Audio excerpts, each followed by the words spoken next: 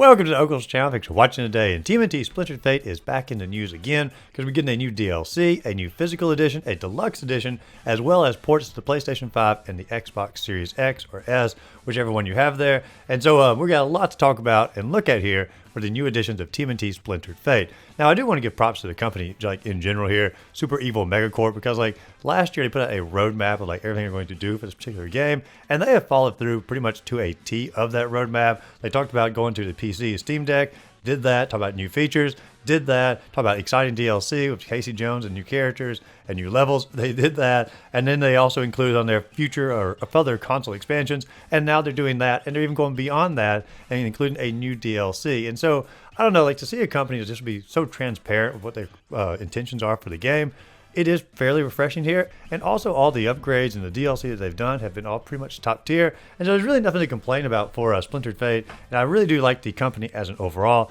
I need to look into like what other games they've covered or which other games they've done, because I don't know a lot about the company. I'll tell you what, at the end of the video, we're going to look into Super Evil Megacorp and see what else they've done. But you came here mainly for TMNT Splintered Fate. So let's go ahead and dive into the release schedule here. Now, first off, it's going to be fairly staggered as like when it's coming to which consoles and also the physical release. But it's going to come to the PlayStation 5 and PlayStation 4 first as digital only on May 20th of this year. Then roughly 1 month after that, we're going to get Xbox Series X, Series S, and Xbox One on June 24th, digital only. And then 1 month after that, we're finally going to get the physical edition as well as the collector's edition called the Splintered Fate Piping Hot Collector's Edition on August 26th. But let's go ahead and take a look at the deluxe edition here. Now, first off, it's going to include a physical copy of the game. I mean, that should be pretty obvious here. And it also includes on that physical copy the Casey Jones and the Junkyard Jam DLC. And it's going to have a download code for a future paid DLC as well. And so if you like totaled all of the cost up here for the core game and the DLCs on the digital front, it's going to be roughly $40. And they're selling the physical copy for $40.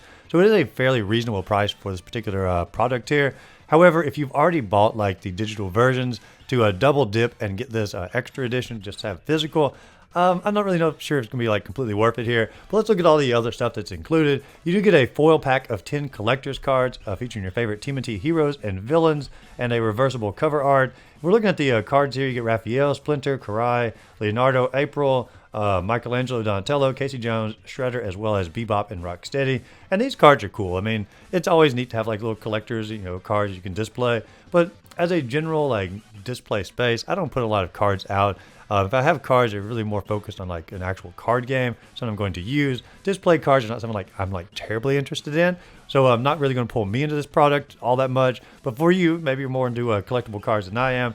And that's going to be a huge bonus for you. But you do get 10 foil cards included in the deluxe edition. And so you're basically going to get the 10 cards, a physical copy of the game, and 2 DLCs, all for the price of $40 here, which if you don't have the game, like I said earlier, like in any form or fashion, this is a real good deal for you on that, just simply for the DLCs alone. But now let's take a look at the extra Piping Hot Collector's Edition they're going to be putting out here. And they've not put a price tag on this yet, and so we don't really know like what they're going to be asking for it. I would say like if I was going to look at the included stuff here, I'm going to say $100, but that's just simply a pure speculation here. But let's look at all the items here. You get a Mutant Ooze Green tabletop RPG dice, and it says use them to pick your co-op player or co-op character, power tree, or even pizza toppings in a couch co-op session with your friends. And so they're saying, like, obviously it works for a tabletop RPG game if you want to use it for Dungeons and Dragons, things like that. But if you're not into those games, you can just simply roll the dice here to make it a little more randomized as far as like which upgrades you're picking inside the game. There's sort of a stretching it here as far as like the actual in-game use. There's not really an in-game use for these dice here. They're sort of trying to sweeten the deal a little bit. You get a New York City sewer manhole covered dice box to put those dice in. Sort of neat. 50-page art book and retro manual. I mean, we all love a good manual here. Double-sided metallic coin. One side is a Dreamer coin, the other is a Dragon coin, obviously relating back to the game if you've already played the game. TMNT Splintered Fate comic from IDW Publishing, a collector's gem. I thought that comic was already out, but I could be wrong on that. You can let me know in the comments down below, but I thought they already put that comic out.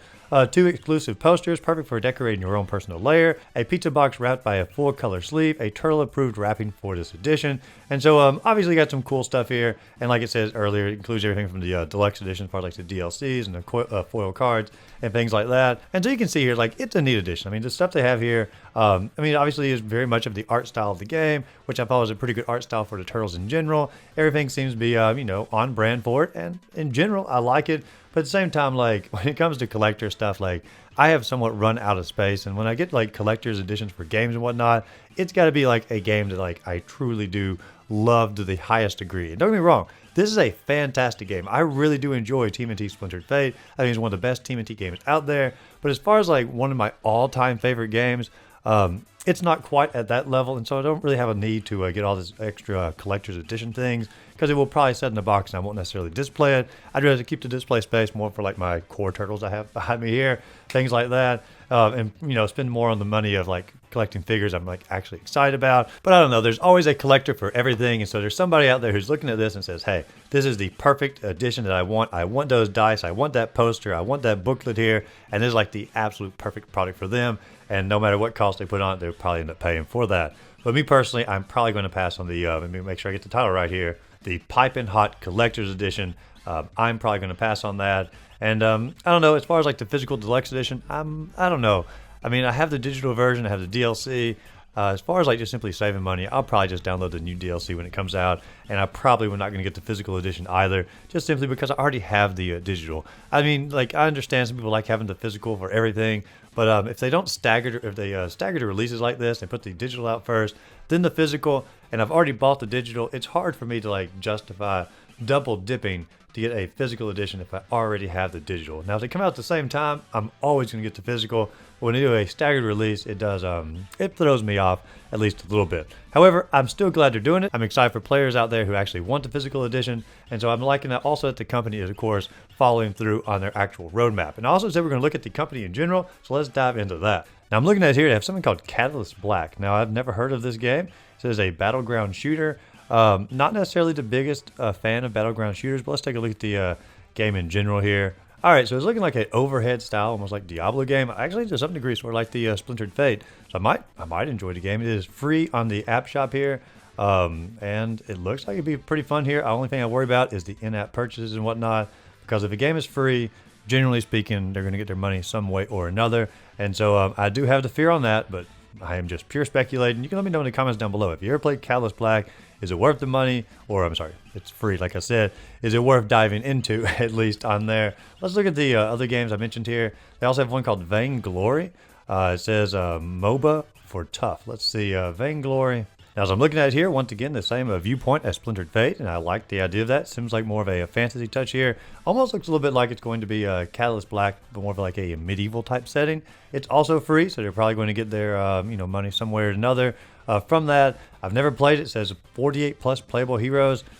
I don't know. It might be a pretty fun game. I may need to check out some of these actual games because they pulled me on Splintered Fate. I'm excited for what they have to offer on some of these other ones, and they also have a Rebel Moon with Netflix games.